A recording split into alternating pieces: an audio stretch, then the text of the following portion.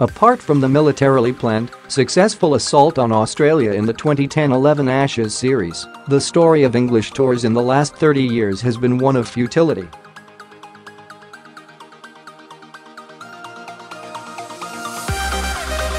Joe Root will need to be an extremely strong leader and his team exceedingly resilient if the current Ashes tour isn't to unravel like so many in the recent past.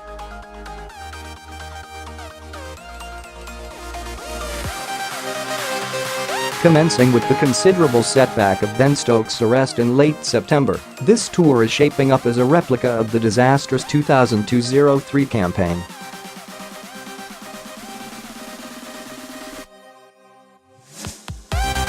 In an act of supreme optimism, the 2002-03 tourists arrived in Australia with injury-ravaged fast bowlers.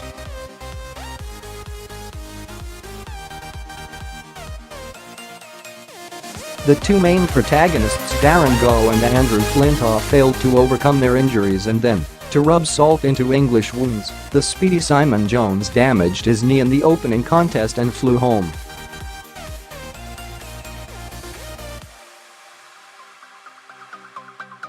The suspension of Stokes, the pre-tour injuries to Toby Roland-Jones and Mark Wood, and then the recent setback suffered by Moeen Ali, Stephen Finn and Jake Paul mean this Ashes series has all the hallmarks of a familiar English horror story.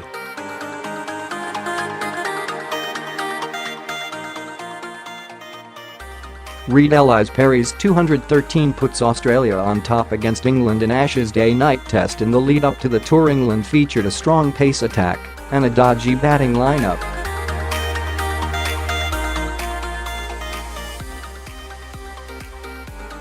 Australia were similarly placed, but they've since lost only one pace bowler to injury, while England's fast men are going down like 9 pins.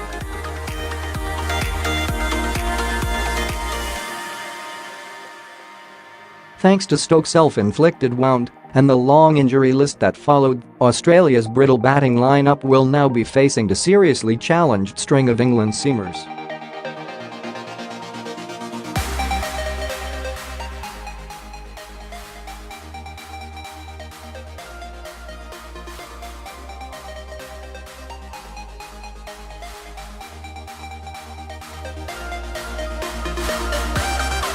This takes a lot of imagination and perseverance from both captain and bowlers, and this is where Stokes will be sorely missed.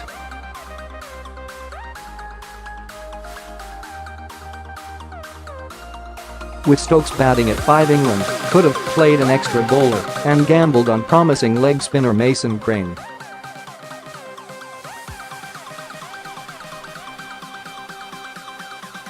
On Australia's unforgiving pitches, a good leg spinner can be invaluable, and in this case he'd have been one of 6 frontline bowlers, so Root could have used him selectively.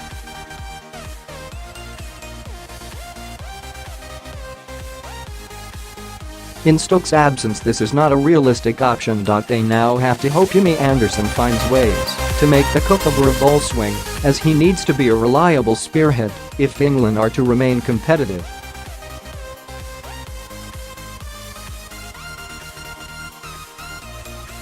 If Root is unable to restrict Australia's scoring because his attack lacks potency, then the England batsmen will be under extreme pressure from an opposition lineup with ample firepower.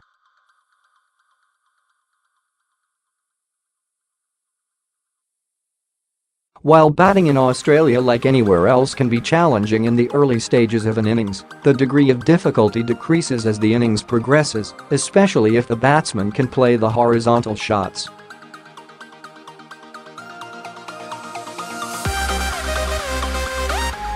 This is where pace plays its part.If all else fails, the team with the quicker bowlers can launch a short pitched assault to unsettle the batsman.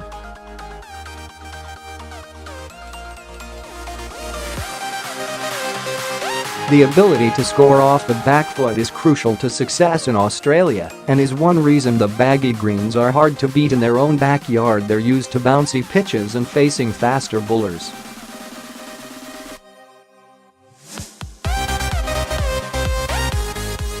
Without that extra pace to call on, a skipper needs to rely on subtlety, variation and accuracy.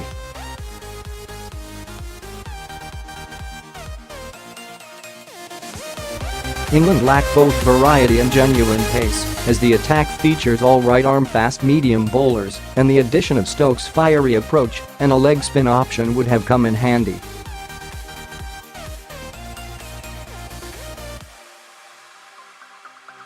Consequently, it's going to take planning similar to that produced by Andrew Strauss's side in the successful 2010-11 campaign for England to retain the urn.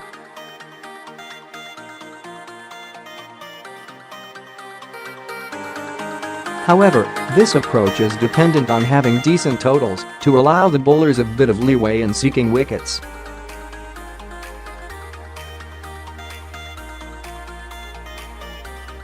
For England to succeed, they'll need the remaining pace bowlers to produce top form, the batsmen to improve on their recent meagre offerings, and for Root to excel in artful captaincy.